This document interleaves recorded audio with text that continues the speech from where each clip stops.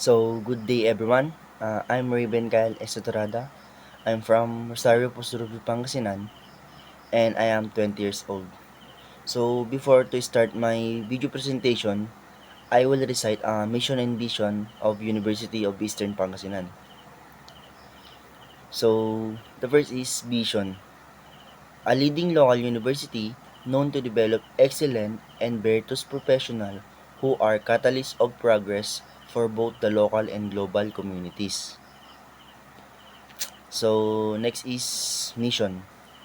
University of Eastern Pangasinan is dedicated to producing highly competent and morally responsible UEPians through innovation, industry-focused education, and values-based curriculum.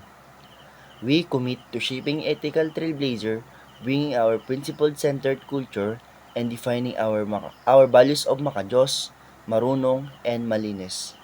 And the core values is uprightness, excellence, and passion. Mm,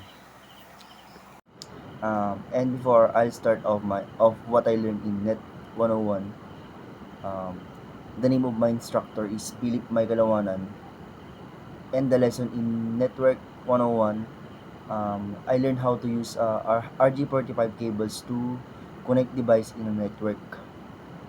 I gained knowledge about wiring standards like a crossover cable and a straight through cable, crimping and testing.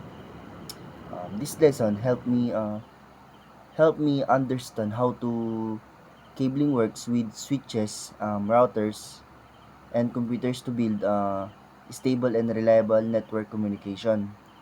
And another thing I learned is how to connect laptop to laptop and share file using IP address. So, thank you po sir. Yun lang po ang natutunan ko ng Network 101.